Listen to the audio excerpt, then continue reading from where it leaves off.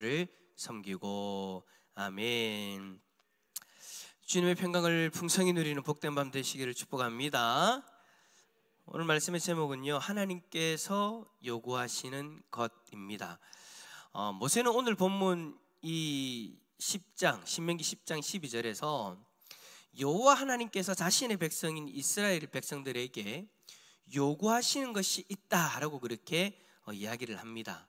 그 내용이 오늘 우리가 읽은 12절과 또 읽지는 않았지만 13절에 계속해서 나오고 있죠. 그 내용을 이야기하면 하나님을 경외하고 하나님의 도를 행하고 하나님을 사랑하고 섬기며 하나님의 명령과 규례를 지켜 행하는 것입니다. 이것은 이스라엘 백성들에게만 요구되는 것이 아니라 이 자리에 있는 우리에게도 동일하게 요구되어지는 것이다 라고 이야기를 할 수 있을 것 같아요. 이스라엘 백성들은 그들의 조상들로 인하여서 혈통적으로 하나님의 백성으로 선택받은 사람들이지만 우리는 예수 그리스도를 믿음으로 말미암아 하나님이 우리를 자녀 삼아주신 그런 일들로 인하여 하나님이 백성이 되어졌죠. 이스라엘 백성들은 자신들의 그 믿음의 조상들로 인하여서 하나님의 백성이 되었고, 우리는 예수 그리스도를 우리가 믿음으로 말미암아 하나님의 백성이 되었다라는 거예요. 그들과 우리가 하나님의 백성이 된 것은 15절의 말씀에 나오는 것처럼 하나님께서 우리를 택하셨기 때문입니다. 하나님께서 만민 중에서 이스라엘 백성들을 택하셨고, 우리는 태초 전부터 하나님의 백성으로 선택받았기 때문에 우리가 하나님의 택하심으로 말미암아 하나님의 백성이 되어졌다라는 거예요. 그러므로 오늘 본문에서 하나님의 백성인 이스라엘 백성들에게 요구하는 것은 지금 이 시대를 살아가는 우리에게도 동일하게 요구되어지는 것이다라고 이야기할 수 있다라는 거예요. 자, 그렇다면 이제 중요한 건 이거죠. 하나님의 요구도 우리가 알고 그 요구가 우리에게 해당되어지는 다는 것도 이제 우리가 이해가 되어지면, 그렇다면 지금 우리는 하나님의 이 요구에 어떻게 반응하며 살아가고 있는가? 이것이 오늘 이 시대를 살아가는 우리에게 질문해 봐야 될 그런 내용이 아닐까라는 그런 생각이 되어집니다. 물론 여러분, 오늘 이 말씀의 내용이 우리에게 생소한 것이 아니죠. 우리가 성경을 보면서 익히 알고 있는 내용이고, 수많은 설교를 통해서 이렇게 살아야 된다, 하나님이 우리에게 이것을 원하신다라는 것 알고 있습니다. 하지만 이 내용이 우리에게는 너무나도 익숙한 것임에도 불구하고 우리는 과연 이것을 매 순간마다 기억하고 이 하나님의 요구대로 살아가고 있는가? 라는 질문 앞에 우리는 과연 무엇이라 대답할 수 있는지 모르겠습니다. 여러분은 하나님을 경외하며 살아가고 있습니까? 경외한다는 것이 공경하며 두려움으로 살아가는 것이지 않습니까? 하나님 앞에서 거룩한 두려움을 가지고 살아가는 것이 하나님을 경외하는 삶인데, 정말 하나님을 공경하면서 두려워하는가? 하나님 앞에서 나의 삶을 거룩한 두려움으로 인하여 스스로를 절제하고 통제하며 그렇게 살아가고 있는가? 정말 그렇게 살아가고 있는지 잘 모르겠어요. 많은 이들이 하나님을 경외한다라고 그렇게 고백하죠. 저도 마찬가지고 여러분도 마찬가지일 거예요. 하나님을 경외 안 하는 사람이 어디 있겠습니까? 아니, 경외한다라고 말 안 할 사람이 어디 있겠습니까? 금요일 저녁에 나올 정도면. 그죠? 옆에 있는 분 한번 얼굴 한번 쳐다보세요. 이분이 과연 하나님을 경외할 뿐인지 아닌지. 제가 봤을 때는 다 여러분들은 하나님을 경외할 만한 그런 사람들이, 아니, 경외한다라고 고백할 수 있는 사람들이에요. 많은 이들이 하나님을 경외한다라고 이야기는 하는데, 고백은 하는데, 근데 중요한 것은 정말 삶의 현장 속에서 하나님을 두려워하는가? 하나님 앞에서 거룩한 두려움을 가지고 살아가고 있는가? 하나님을 경외한다면, 하나님 앞에서 거룩한 두려움을 가지고 있다면 우리는 우리의 말과 행동들을 조심하게 될 텐데, 오늘 하루 우리의 삶을 그냥 한번 여러분 생각해 보십시오. 여러분, 오늘 하루의 삶은 어땠습니까? 내가 선택하고 내가 행한 삶, 내가 추구하고 내가 열심히 바라보았던 그 모든 것들이 하나님 앞에서 거룩한 두려움을 가진 사람의 모습이었는지, 아니면 그 정반대의 모습이었는지 스스로를 오늘 말씀 앞에서 좀 돌아보았으면 좋겠다라는 것입니다. 만약 우리가 하나님을 경외한다고 말하면서 내 삶의 모습 속에서 하나님을 향한 거룩한 두려움이 없이 그냥 생각하고 말하고 행동했다면, 우리가 하나님을 경외한다라고 하는 그 고백은요, 여러분, 형식적인 고백으로 끝나버리는 거예요. 그 고백 하나님이 받으실 리도 없고 하나님이 인정도 안 하시겠죠.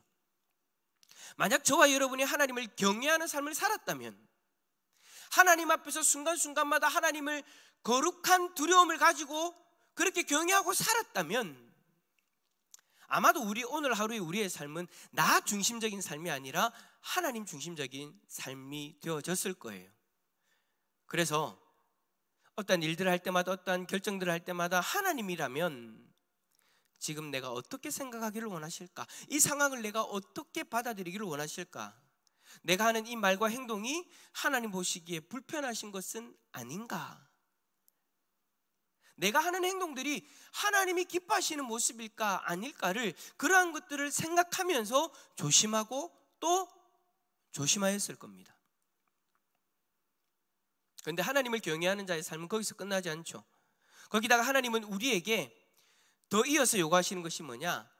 하나님의 도를 행하는 것을 요구하십니다. 하나님을 경외하는 것 다음 하나님의 도를 행하라. 여러분, 하나님의 도라는 이 말은요, 하나님이 보여주시는 길을 이야기하는 거예요. 그러니까 이스라엘 백성들이 하나님에게로 나올 수 있는 길, 여러분, 구약시대에 이스라엘 백성들이 하나님 앞에 나아갈 수 있는 길이 뭐였어요? 율법의 말씀들이었죠. 그 말씀을 지켜 행함으로 인해서 하나님 앞에 의롭다라고 인정받아서 그렇게 하나님 앞에 나아갈 수 있는 거예요. 그런데 그렇게 살지 못할 때, 하나님 말씀대로 살지 못할 때, 하나님이 열어두신 그 길을 걸어가지 못할 때, 그들에게 또 다시 하나님 앞에 나올 수 있는 길을 열어주신 게 바로 제사제도잖아요. 그러니까 이스라엘 백성들은 하나님이 보여주시는 그 율법의 말씀, 그리고 제사제도를 통해서 하나님 앞에 나아갈 수 있는 길을 얻게 되어진 거예요. 하지만 우리는요, 우리는 우리에게 보여주신 하나님 앞에 나아갈 수 있는 길은 바로 예수 그리스도이십니다. 이스라엘 백성들은 율법의 말씀을 지킴으로 의롭다 인정받았지만, 우리는 예수 그리스도를 믿음으로 말미암아 하나님 앞에 의롭다 인정받아서 하나님 앞에 나아갈 수 있는 거예요. 그러니까 우리가 구원받아 하나님 앞에 나아갈 수 있는 길은 예수 그리스도밖에 없는 거죠. 그래서 우리는 언제나 하나님의 도, 즉 예수 그리스도를 믿는 믿음으로 살아가면 되는 거예요. 하나님이 우리에게 보여주신 길이 예수 그리스도라면 우리는 언제나 그 길만을 바라보고 그 길 가운데 서서 그 길을 걸어가야 되는 거죠. 무슨 말이에요? 예수를 바라보고 예수를 따라가야 되는 거예요.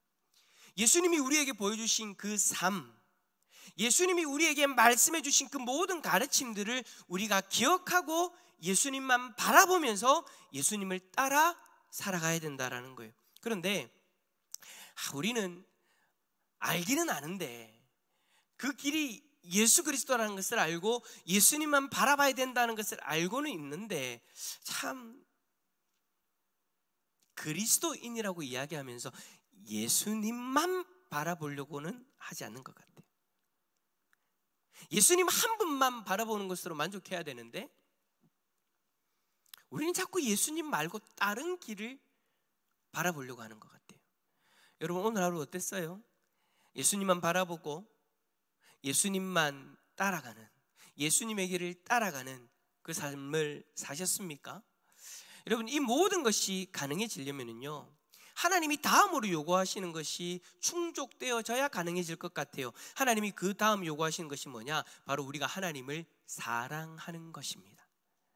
여기서 여러분, 사랑이라고 번역되어진 이 히브리어는 사랑하다는 의미도 있지만 그 의미 안에 어떤 의미도 있냐면 즐기다, 기뻐하다, 사모하다라는 그런 의미들도 있는 단어인 거예요. 그러니까 우리가 하나님을 사랑한다라는 말은 하나님을 통해서 참된 기쁨을 누리고 즐거움으로 살아갈 수 있는 그 삶을 이야기하는 거예요. 근데 여러분, 솔직히 우리의 모습을 돌아보면 하나님을 사랑한다라고 그렇게 고백하면서 하나님 외에 세상의 것으로 기뻐하려고 애쓰는 모습들이 가끔씩 우리들에게 보일 때가 있죠.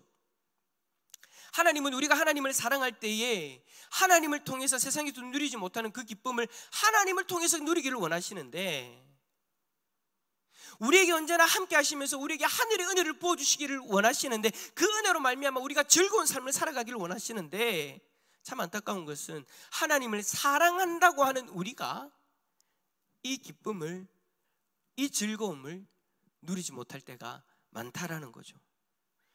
그러다 보니까 하나님이 다음으로 요구하시는 그 섬김, 하나님을 섬기는 일이 힘들어지는 겁니다. 여러분, 우리가 잘 아는 것처럼 하나님은 우리가 하나님을 섬기기를 원하십니다. 섬기는데 마음을 다하고 뜻을 다하여 섬기라고 하나님은 요구하세요. 억지로 하지 말라는 거죠. 즐거움을 하라는 거예요. 하나님을 사랑한다면 즐거움으로, 기쁨으로 하나님을 섬길 수 있으니까 하나님은 그 섬김을 요구하시는 거예요. 여러분, 예수님을 통해서 우리는 이 섬김을 또 배울 수 있잖아요. 하나님의 도, 하나님이 우리에게 보여주신 그 길, 예수 그리스도를 통해서 우리는 하나님을 어떻게 섬겨야 되는가를 알 수 있어요. 여러분, 예수님은 우리를 섬기기 위해서, 또 하나님을 섬기기 위해 이 땅에 오셨어요. 하늘의 영광을 다 내버려 두고 인간의 비천한 모습으로 이 땅에 친히 내려오셔서 섬김이라는 것이 정말 무엇인가, 온 마음을 다하고 뜻을 다하여 누군가를 섬긴다라는 것이 과연 어떤 모습인가를 그 십자가에서 우리 앞에 보여주셨죠. 여러분, 십자가의 길은 정말로 자신을 희생하는 마음으로 섬기고자 하는 마음이 없으면 불가능한 거예요. 자신은 죄가 없는데 죄 있는 우리를 위해서 자신의 삶을 내어놓은 거잖아요. 온 마음과 뜻을 다해 섬기지 않으면 불가능하다라는 거예요. 예수님은 우리에게 그러한 섬김의 모습을 보여주면서 우리들 또한 그 섬김으로 하나님을 섬기고 또 우리 서로를 섬기기를 원하셨습니다. 우리가 그러한 섬김을 받았다면 우리도 주님을 그렇게 섬겨야 되는 것은 마땅한 거예요. 그런데 어떨 때는 하나님을 섬기는데 마음을 다할 수 없고 뜻을 다하는 것을 어려워할 때가 있죠. 어떤 이들은 억지로 안 돼요. 하라니까 억지로 안 돼요. 그래서 분명히 하나님을 섬기는 일이 우리에게 복인데도 불구하고, 분명히 하나님을 섬기는 일이 즐겁고 기쁜 일인데도 불구하고 그 안에 기쁨이 없어요. 참, 교회에서 여러분 사역할 때 안타까운 게 뭐냐면, 하나님은 자꾸 자원해서 해라, 기쁜 마음으로 해라 하는데 교회에서 섬기는데 왜 그렇게 불행한지 모르겠어요. 왜 그렇게 슬프고 아프고 힘든가? 분명히 하나님을 섬기는 일인데 왜 하나님을 섬기는 일이 우리에게는 불행이 되어지는 건가?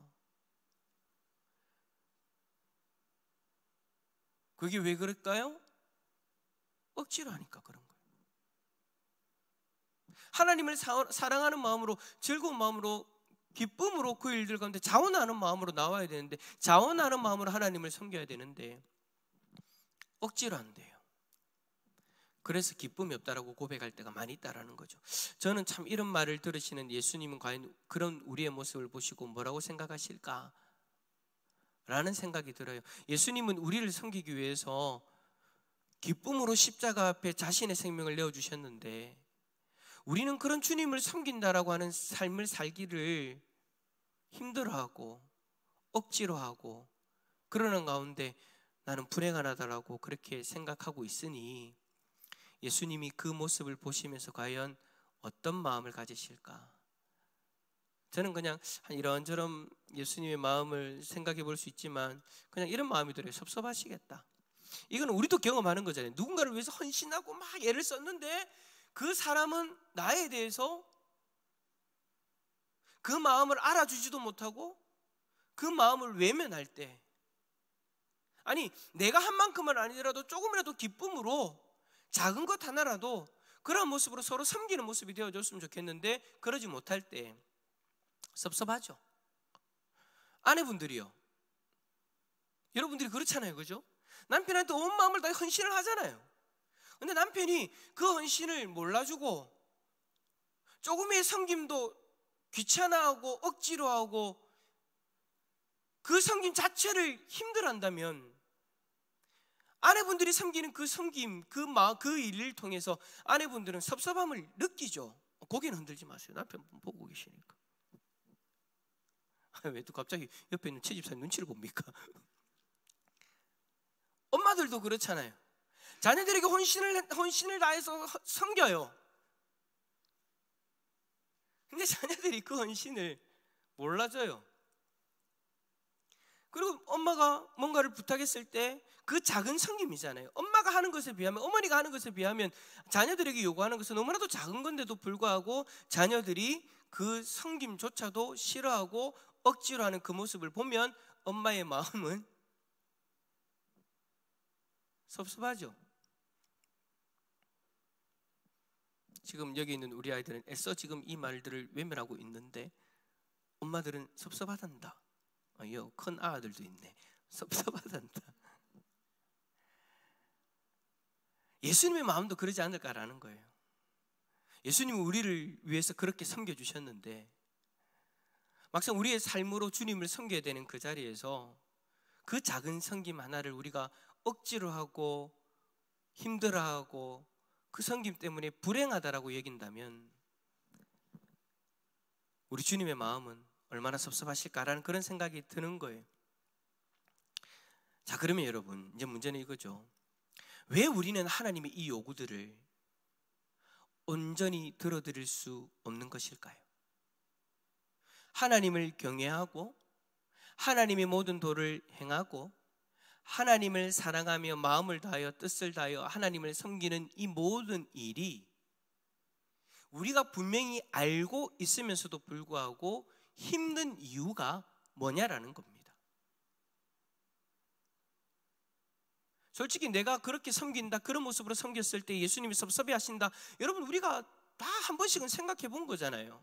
다 알고 있는 내용이에요. 하나님이 우리에게 요구하시는 거 다 알고 있는 내용이에요. 그런데 왜 우리는 그 요구를 알고 있으면서도 불구하고 그 요구를 들어드리는 그 일을 힘들어하냐라는 거죠.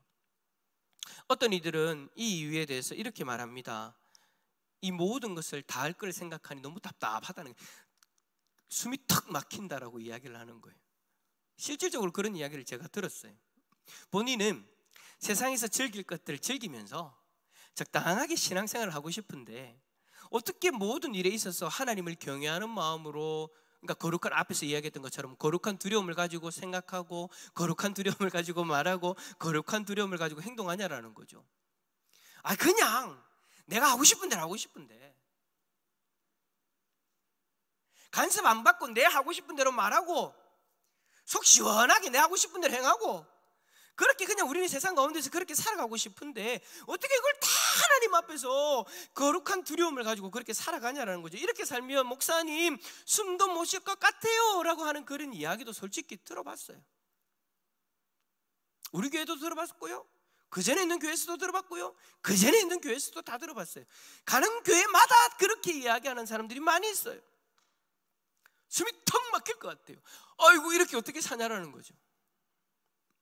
하나님이 우리에게 보여주신 길이 예수 그리스도인데 그 예수 그리스도를 매 순간마다 바라보면서 예수님이 보여주시고 가르치신 그 삶을 살아가는 것, 너무나도 아름답고 너무나도 좋아 보이고 우리는 그렇게 살고 싶다라고 이야기하는데 이게 세상에서 가능하냐라고 이야기합니다. 삶의 그 순간순간마다 무엇인가를 결정하고 말하고 행동할 때에 예수님을 생각하고 예수님이 말씀이 어떻게 하셨는가, 예수님은 이 상황에서 어떤 길을 선택하셨는가, 그것들을 바라보면서 이야기하면서 그렇게 걸어가는 것이 아름다운 모습인데, 야, 그게 정말 목사님 가능한 겁니까? 근데 목사님, 그렇게 살아가면 왠지 불행해질 것 같아요. 왜 불행해진다고 생각할까요? 예수님이 말씀하신 대로, 예수님이 행하신 대로 하면 내가 지금 누려야 되는 것들을 포기해야 되는 것들이 있거든요. 내가 좋아서 옆에 딱 두었던 그거를 내려놔야 될 때가 있거든요. 그래서 두려워하는 거예요. 불행해질 것 같아서. 하나님을 사랑하며 마음을 다하여 뜻을 다하여 하나님을 섬기려고 하면 내가 포기해야 될 것들이 많이 있을 텐데, 그러기는 내 인생이 너무 아깝다라고, 기쁘지 않을 것 같다라고 그렇게 말을 하는 거예요. 여러분, 가족관계에서도 마찬가지잖아요. 가족의 누군가를 섬기려면 자기 자신을 희생해야 돼요. 며칠 전에 손흥민 아버지가 어떤 프로에 나와가지고 이야기한 걸 들어보고 깜짝 놀랐어요. 그분은 손웅정님 맞죠? 맞나요? 그분은 아들 손흥민 선수를 위해서 자신의 삶을 바친 사람이에요. 그 아들을 섬기기 위해서 자신의 삶을 바쳤어요. 자기가 누리고 싶은 것들 다 포기하고 아들의 행복을 위해서 그냥 올인한 거예요. 여러분, 우리도 마찬가지잖아요. 가족들을 위해서 내 삶을 헌신하는 거잖아요. 내가 하고 싶은 것들이 있죠. 어머니들이 하고 싶은 게 왜 없습니까? 그럼에도 불구하고 내가 그것을 포기하면서 살아가잖아요. 왜요? 내 자식들을 위해서, 내 남편을 위해서 섬기려고 하니까. 누군가를 섬기려고 하면 내가 소중하게 여기는 무언가를 포기해야 되기 때문에 하나님을 섬기는 그 일 앞에서 주저하는 거예요. 내가 하나님을 사랑하는 건 너무 아름답고 좋아요. 말로도 그냥 그렇게 하기에도 너무 좋아요. 그런데 그 사랑으로 하나님을 섬기려고 하니 두려운 거죠. 내가 뭔가를 포기해야 될 수도 있으니까. 그래요, 여러분, 이 모든 것을 한마디로 표현한다면 내 행복을 위해서는 그렇게 살지 못하겠다라는 거예요. 하나님이 요구하시는 것 알겠어요. 너무나도 많이 들었어요. 그렇게 살려고도 기도도 많이 해봤고 마음도 많이 먹어봤어요. 근데 잘 안 돼요. 왜? 이 땅에서의 내 삶이 행복해지기 위해서는 내가 그렇게 살면 안 될 것 같은 거예요. 하나님의 백성이 되는 것도 좋고 구원받는 것도 좋은데 하나님의 요구대로 다 살면 나는 이 세상에서 행복한 사람이 되지 못할 것 같아 라는 그 두려움, 이것이 우리 안에 은근히 자리 잡고 있는 걱정입니다. 이 걱정 때문에 우리는 감히 이러한 하나님의 요구를 알고 있으면서도 불구하고 100% 받아들이지 못해요. 근데 여러분, 중요한 건 이거예요. 우리의 이러한 마음 하나님이 알고 계십니다. 우리 안에 갈등으로 끝나는 것이 아니라는 거예요. 누가 알고 계신다고요? 하나님이 알고 계신다는 거예요.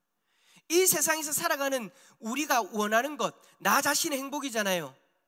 혹시나 하나님이 우리에게 요구하시는 것을 다 들어드리면 나 자신의 행복, 내가 원하는 것은 뒷전이 되어질 것 같은 그 두려움이 우리 안에 있다는 것을 하나님이 아신다라는 말이에요. 그것을 우리가 무엇을 통해 알 수 있느냐? 13절 말씀을 통해서. 자, 우리 13절 말씀 한번 읽어볼까요? 13절입니다. 내가 오늘 시작.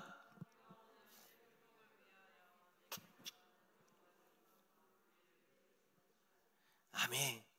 자, 사실 하나님이 이 모든 요구를 하시는 그 이유가 여러분, 너무나도 이기적인 하나님의 만족을 위한 것이 아니라는 거예요.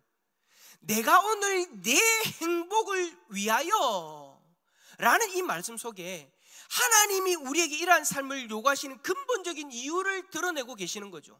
하나님은 자신의 만족을 위해서가 아니라 우리의 행복을 위해서, 이 땅에 살아가고 있는 우리의 행복을 위해서 이러한 것들을 요구하고 계신다라는 거예요. 여러분, 사실 이 요구의 대상이 되어지는 우리는 걱정이 되어지는데, 이렇게 살면 이 세상에서 내가 갑갑한 인생이 되는 것은 아닌가? 이 세상에서의 행복을 포기하고 하나님의 만족만을 위해서 사는 것은 아닌가? 극단적으로는 내 행복은 어떡하냐? 라고 그렇게 이야기하면서 낙담하기까지 하는데, 하나님은 뭐라고 이야기하느냐? 이 모든 것이 너의 행복 때문이다 라고 그렇게 말씀하고 계시는 거예요. 어찌 보면 하나님이 생각하시는 우리의 행복과 우리가 생각하는 이 행복에 관한 기준이 너무 다른 것 같아요. 왜 이리 다를까요? 왜 이리 다를까요? 그 이유는 여러분, 생각의 차이인 것 같아요. 여러분들이 이 땅에서 살아가면서 이것만 해결되어지면 행복하겠다라는 것들이 있죠. 그것이 혹시 여러분 하나님만 더 사랑하면 행복해질 것 같다라고 생각하시는 분 있습니까? 오늘 한 해 하나님의 말씀을 일독하면 더 행복해질 것 같다라고 생각하시는 분 있습니까? 오늘 한 해 내가 정말 이때까지 섬겨보지 못했던 하나님을 섬기는 이 모습을 내가 살아가면 정말 행복할 것 같다라고 생각하시는 분 있습니까? 그런 분이 있으면 존경합니다. 어이? 제가 아는 우리의 모습은 그런 것으로 행복해진다라고 생각하지 않습니다. 여러분들은 무엇으로 행복해진다라고 생각합니까? 또 오늘 또 예배 드리러 왔다고 또 갑자기 또 신앙적인 모드로 쫙 돌아가가지고 또 신앙적인 이야기를 딱 하려고 하지 마시고 여러분들이 평소에 생각하시는 그것 말입니다. 여러분들은 무엇 때문에 행복해질 것 같다라고 생각하셨습니까? 혹시 돈 아닙니까? 야, 내가 올 한 해 이만큼만 벌어도 내가 행복할 것 같은데. 아니면 야, 내가 집 하나만 사면 내가 행복해질 것 같은데. 좋은 차 한 대 몰면 내가 행복해질 것 같은데. 아니면 건강해지면 행복해질 것 같은데. 뭐 여러 가지들을 이야기할 수 있잖아요. 뭘 하면 행복해질 것 같다라고 생각하셨어요? 이수동 집사님, 뭘 하면 행복해질 것 같다라고 생각하셨어요? 또 갑자기 또 신앙적인 모드 쫙 돌리지 말고 원래 생각하던 거. 대답은 하지 마세요. 안 하셔도 돼요. 여러분 각자에게 만약에 제가 찾아가서 평소에 생각하는 것에 대해서 여러분에게 물어본다면 여러분들은 무엇이라고 대답할 것 같습니까? 오늘 이 하나님의 요구가 내 삶 가운데 들어졌을 때, 하나님의 요구를 들어드렸을 때 행복하다라고 생각하시는 분 과연 몇 분이나 계실까요? 아마 대부분들이 제가 앞에서 이야기했던 그런 것들, 아니면 그 외에 우리가 이 세상에서 내 손에 쥐어지면, 아니면 내가 누리면 행복해질 것이다 라고 그렇게 생각하는 것들이 있을 거예요. 그래서 그것을 행복의 기준으로 여기고 추구하고 살아가고 있을 겁니다. 그게 우리의 일반적인 생각이에요. 근데 하나님은 이 세상을 창조하신 분으로서 우리의 인생이 진짜 행복해지려면 우리를 창조하신 하나님과의 관계가 제대로 되어져야 행복하다라고 여기십니다. 그것이 바로 하나님의 생각입니다. 우리가 행복해진다라고 여기는 하나님의 기준입니다. 우리하고는 완전히 다르죠. 자, 그렇다면 누구의 생각이 옳을까요?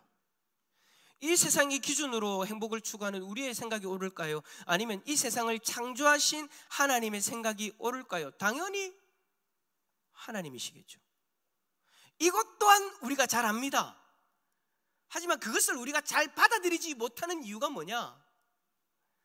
우리가 하나님의 백성이 되었음에도 불구하고 여전히 세상적인 기준을 포기하지 못하고 그것으로 행복해지려고 애를 쓰고 있기 때문이에요. 아니, 우리가 그것을 믿고 있기 때문이에요. 내가 몸담고 있는 이 세상에서 이 세상의 기준이 충족되어져야 행복해진다라고 우리 스스로 그것을 믿고 있는 거예요. 성경 어디에도 그렇게 이야기하지 않아요. 하나님 절대 그런 말씀 안 하셨어요. 그럼에도 불구하고 이 세상의 논리가 그거니까 이 세상에 몸담고 있는 우리는 그것을 믿고 살아가고 있어요. 이 믿음 때문에 우리는 이 믿음의 모든 우리의 마음과 생각을 다 빼앗겨가지고 하나님이 요구하시는 것들을 받아들이는 결단을 하지 못하고 어찌 보면 이것도 아니고 저것도 아니고 하나님도 믿고 이 논리도 믿고 그러면서 어중간한 그런 모습으로 살아가고 있는 거죠. 이러한 그릇된 믿음을 알고 있는 모세가 14절을 통해서 우리의 그릇된 믿음을 깨뜨리는 말씀을 하고 있는 거예요. 14절 말씀 화면을 보면서 한번 읽어볼까요? 시작. 하늘과 모든 하늘의 하늘과 땅과 그 위의 만물은 속한 것이로되. 아멘. 무슨 말이에요? 우리의 행복은 세상적인 기준으로 우리에게 주어지는 것이 아니라 이 모든 만물의 주인이신 하나님으로부터 온다라는 것을 이야기하고 있는 거예요. 세상적인 기준을 충족시켜야 행복해진다라는 그 믿음 어디에서부터 왔습니까?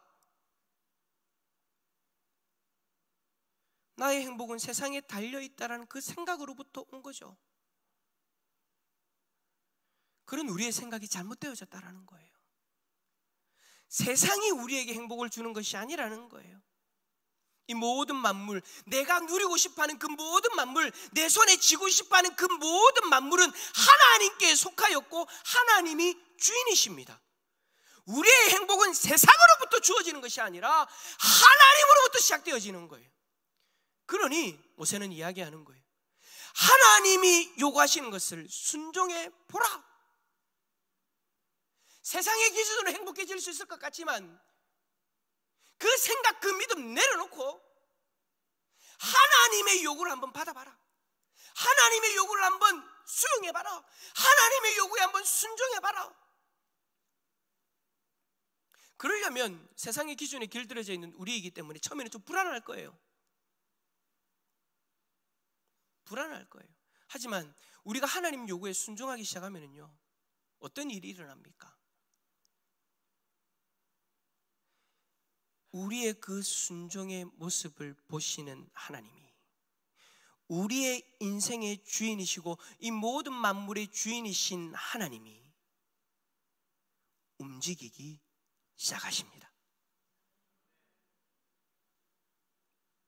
내가 세상을 향한 그 믿음, 나의 행복은 세상으로부터 온다는 그 믿음 내려놓고 하나님의 요구를 받아들이고 하나님의 요구에 믿음으로 순종하기 시작하면, 그렇게 반응하기 시작하면 우리의 주인이신 하나님이 움직이기 시작하신다라는 거예요. 우리가 미처 알지 못했던 방법으로, 우리가 생각지도 못했던 영역에서 하나님은 하나님의 방법으로 우리를 행복하게 만드실 거예요. 여러분 생각해 보세요. 우리가 예수님을 믿기 전에 하나님을 찬양하는 그 순간 우리가 행복해질 것이라고 어디 감히 상상이라도 했습니까? 그 두꺼운 책, 성경책 그거 읽으면서 행복해질 것이라고 생각했습니까? 그 불가능할 것 같은 하나님의 말씀을 순종할 때 내가 행복해질 것이라고 생각해 봤습니까? 아니요, 우린 절대 그거 생각하지 못해요. 그거는 여러분, 우리가 받아들이고 하나님의 요구를 받아들이고 순종하기 시작할 때 우리에게 일어나는 역사죠. 하나님의 요구를 받아들이지 않고 그냥 문자적으로 책을 읽는, 성경을 읽는다, 형식적으로 신앙생활한다, 그런다고 여러분 우리에게 그 행복이 주어지는 것이 아니에요. 세상을 향한 그 믿음을 우리가 내려놓고 하나님을 향한 온전한 믿음을 가지고 하나님의 요구를 받아들이고 순종할 때 세상이 줄 수 없는 그 행복을 하나님이 주시기 시작하시는 거예요. 우리는 세상 어디를 가도 그 행복 누릴 수 없어요. 하나님 앞에서만 누릴 수 있는 거죠. 우리가 이 세상에서 누리지 못했던 그 행복한 삶, 오늘 말씀에서 하나님이 보장하고 계십니다. 이 행복을 온전히 누리는 복된 하나님의 백성들이 다 되어지시기를 예수 그리스도 이름으로 축원합니다. 축원합니다. 우리 함께 찬양합시다. 기뻐하며 함께 노래 부르리.